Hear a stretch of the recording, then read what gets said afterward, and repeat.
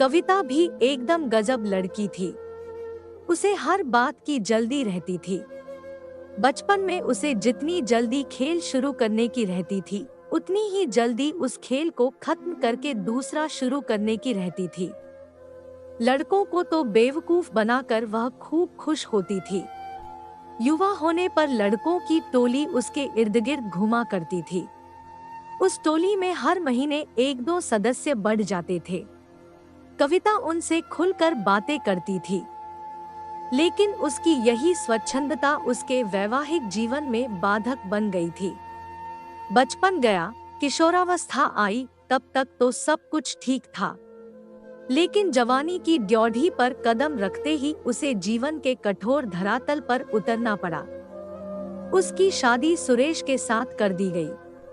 भूल या गलती किसकी थी, यह तो नहीं पता, लेकिन एक दिन कविता अपने बेटे मोनू को गोद में थामे, हाथ में ट्रॉली बैग खींचती आंगन में आ खड़ी के तीनों ओर कमरे बने थे।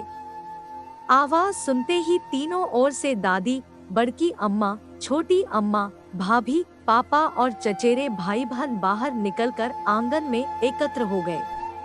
कविता की शादी को अभी कुल 1.5 साल ही हुआ था। उसे इस तरह आया देखकर सभी हैरत में थे। खुशी किसी के चेहरे पर नहीं थी। मम्मी पापा ने घबराकर एक साथ पूछा, क्या हुआ बिटिया, तू इस तरह? इसे कविता मोनू को माँ की गोद में थमाते हुए बोली, मैं अब सुरेश के साथ वापस नहीं जाइसी के साथ वह ट्रॉली बैग को आंगन में ही छोड़कर एक कमरे की ओर बढ़ गई। अंदर जाते ही कविता ने इस तरह जूड़ा खोला मानो चैन की सांस लेना चाहती हो। लंबे घने काले बाल उसकी पीठ पर इस तरह पसर गए जैसे उसके आधे अस्तित्व को ढक लेना चाहते हो। सब लोग बाहर से अंदर आ गए थे। कविता पर सवालों की बौछार होने लगी, लेकिन कविता ने सबको 2 शब्दों में चुप करा दिया, मुझे थकान भी है और भूख भी लगी है।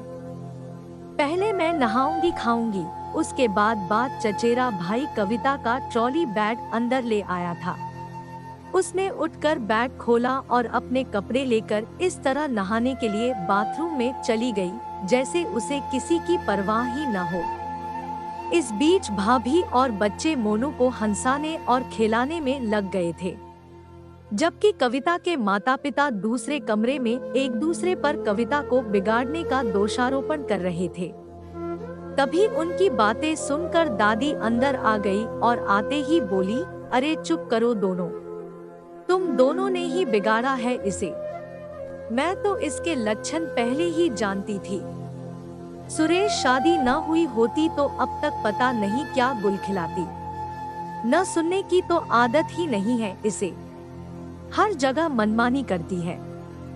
देखो 20 से 22 साल की हो गई और ससुराल से बच्चा लटका कर मायके लौट। अरे अम्मा, बेकार परेशान हो रही हो। सुरेश को यही बुलाकर दोनों का समझौता करा। मोहन ने अंदर आते हुए कहा, मियां बीबी में छोटे मोटे झगड़े तो चलते ही रहते हैं, कविता को तो जानती ही हो।